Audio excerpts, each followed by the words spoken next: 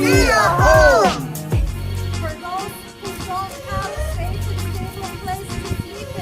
For those who don't have a stable, safe place to sleep in. We have some faith leaders that are here with me today. Faith leaders that are here with us today. I'm going to introduce Pastor Q. Actually, really, could you first tell us about yourself? If you're up for it. Yeah, I've lived in inadequate housing for the last 5 years. I've lived in inadequate housing for the last 5 years. I felt blessed to have a roof over my head after being homeless for 6 months. I felt blessed to have a roof over my head after being homeless for 6 months. My children have been We know that 3 houseless people die on the streets of LA every single day. This was before the coronavirus hit the city. We know that there are 1.3 million people who are at risk of being houseless. That means they don't make enough money. They work, but they don't make enough money in order to afford the rent. And we know that there's some myths that people are lazy, people are on drugs, or people are mentally ill. Only 29% of the people who are houseless suffer from mental health issues and are on or abuse substance. We know that 70% of the people are houseless because of poverty, housing unavailability, and the #1 issue is housing unaffordability. The city is scrambling now trying to figure out what to do. A coalition of us called Housing LA worked to give them some solutions on what to do. And they went to city council yesterday, and Buscaino is trying to play this game with the policies that we gave them. Councilman Bonin presented the policies, but now they want to go and do research. It ain't time for no research right now. No time. People need housing, people need solution, and they need to move right now. Somebody say now. Now. Somebody say now. Somebody say now. Yeah. Vacant housing all over Los Angeles. People need to move into those housing today, right now. Can I get it right now? Right now. Can I get it right now? Right now. Can I get it right now? Right now. And this is why we as a community are reclaiming our housing. Thank you. With that, I'd like to... As was said earlier, we are taking shelter during the storm. Right now, the coronavirus has laid bare what we have known for a long time, but many people in society have rejected. And what that is that we need to fundamentally reimagine our society. We cannot have vacant, publicly owned houses without people living in them when 60,000 people are on the street. That's right. We cannot have food and commercial workers, our sisters and brothers in the labor movement. We cannot have them at record times of profit for grocery stores. We cannot have them pressed for concessions and not even having masks, right?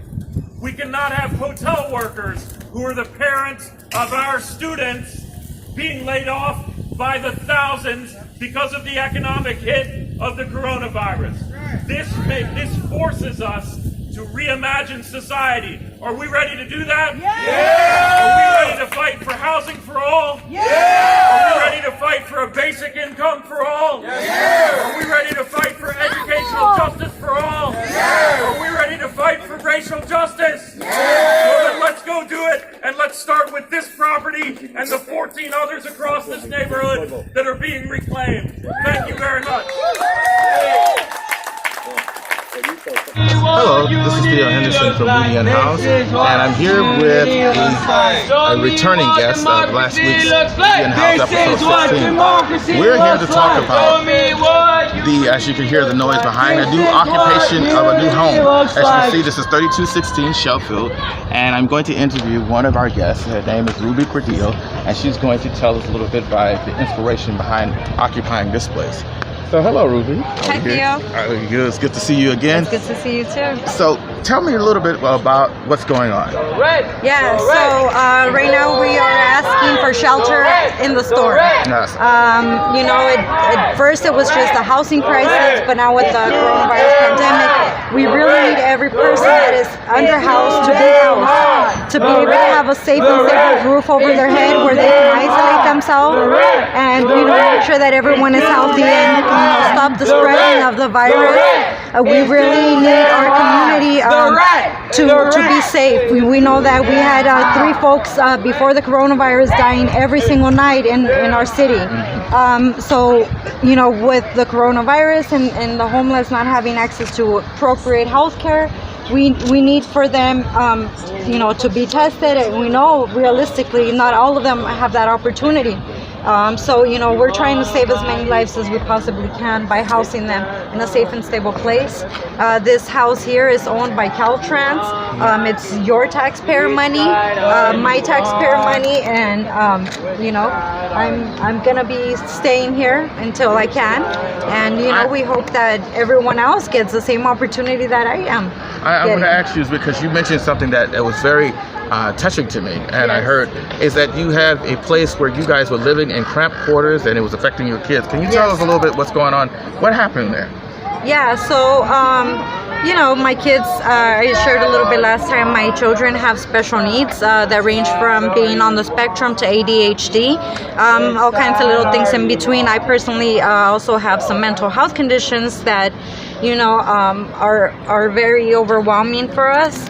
And with my children growing up, you know, not having a place to run, a place to play, you know, it's affecting their development both physically and mentally. And I have healthcare professionals constantly telling me this, you know, whether it's the kid's psychologist, whether it's a pediatrician, making sure like, hey, you know, how many hours a day do the kids get of activity each day? You know, not the necessary, you know? It's these houses have been abandoned for some time. How are you guys going to work to keep them up? I noticed that there was a carpenter that he's offering his services. Is he going to help with this, or? We have a lot of volunteers actually that have offered their handiwork, their skills. That's great. And some have even offered supplies for those who have the skills to do so. So we hope to, you know, be able to get those folks in and, you know, take a look at the house and see, you know, for them to inspect, to tell us what, at their eyes, what they can, you know, things that they can spot immediately that we can address. But so far the house looks amazing inside, you know. Does the kids like it? Because Alondra loves it. Alondra loves it, and she's already picked out a room, and she's very excited to be in the house, and it's just, we're very overwhelmed with joy and with gratitude. One important question. Yes. A pet, dog or no? Dog or cat? We have 2 cats that serve as emotional support animals for my kids already. Oh, that's excellent. But my son's been wanting a dog, and hopefully we will have that opportunity. Well, thank you very much for your time. Thank you so much. As you understand, this is Theo Henderson from Unhoused. It is very important. Housing is a human right. It should not be a commodified thing, and it should not be used as a stumbling block with this coronavirus to punish and penalize unhoused residents for the condition that they didn't bring about. Right. This is Theo Henderson from We the Unhoused, and I thank you all for listening. May we all again meet in the light of understanding. Thank you. Thank you. This is Theo Henderson from We the Unhoused. Here is today, we are on a very sunny and clear day, but this day is very clear symbolically as well. We're in the studios with Martha, who I interviewed last week about reclaiming a house. We returned because we want to hear the updates as well as get her story visually as well as audibly. So, without further ado, let us introduce my extraordinary guest, Martha. Thank you. Well, the first few days it was very nervous, but now we've pretty much settled in. We have an edible garden in the back. Oh, wow. And this one's going to be with native plants. Oh, cool. So the girls and the volunteers have established what plants they want, and they called it the Love and Kindness Garden. That's a wonderful name. So when you first thought of this idea, what was going through your head? Did you fear that maybe you'll go to jail, or maybe that people would say, no, that's not? What was going through your head? Because this had to be a very scary time for you.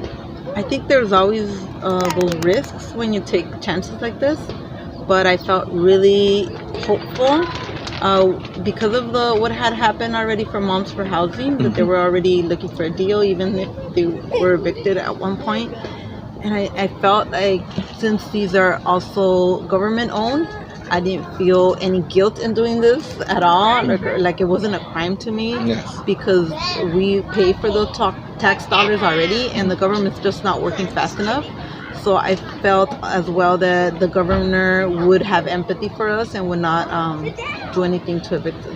And it seems like that's working out, because I hear the wheels are moving with assemblymen and governors thinking about trying to put the monies or put it away that the unhoused or the social services have a say in getting these properties that are just sitting vacant. And that's one of the things. I also heard in other place that there are carpenters and handymen that are willing to help. Have they came and helped with you guys' home as well? Yes, they have helped. They're in mostly what they have done for now is the garden. But they've offered help for other things as well. That's wonderful. So how did you guys get into this situation where one day you said, let's get a house? Because I know you didn't think that, but what happened? So 3 years ago, we left the country, and I was paying $1,200 for rent. When we came back 2 years later, the rents were really high, and we couldn't pay it anymore. And so that caused you to have some housing insecurity, or you became out of the street, or what happened? We had housing insecurity. We were not on the street. I know stereotypically what we see as homeless people on the streets and tents, but there's also different forms of being unhoused. Very well put. And that's what We the Unhoused as a platform is. Just because you see the tent, that's not other form of unhoused. There's people that are living in their automobiles. There are people that are living in motels, from motel to motel to curb, not living on the streets. So this is a very good point. And the rent's too high all over. And capitalism, there's going to be winners and losers.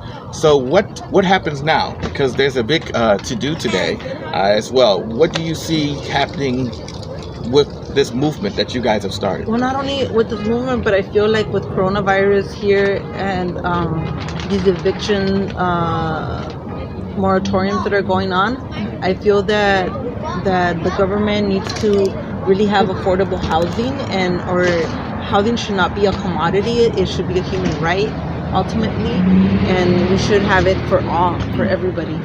So I think that's where it's going. I agree, but unfortunately, it seems like the politicians are taking some time to catch up. In fact, last City Hall has voted to continue to criminalize unhoused people that are physically on the street, taking their belongings and things. And instead of them being part of the solution because of this pandemic, they are also becoming part of the problem. So here is what it's going to take. It's going to take the people to hold the politicians accountable and make sure that they get their voices heard, because the ones that are doing this are the police, the business district, improvement district individuals, and the moneyed interests are the ones that don't want to see unhoused people, and they are always talking about a criminalization first policy. So is there anything else would you like to add to us to let us know how to do what you guys do, or what do you want us to take from this? I just want people to realize that if the government's not doing their job, the community has to find solutions for them, and we can't let vacant homes sit when there's families in shelters or on the streets. Well said. Housing is a human right.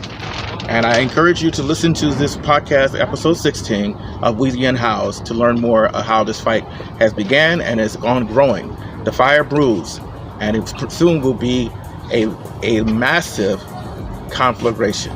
Thank you for listening. and may we all again meet in the light of understanding. Please join us this Monday for episode 16 of Weedy Unhoused. The struggle continues. Housing is a human right.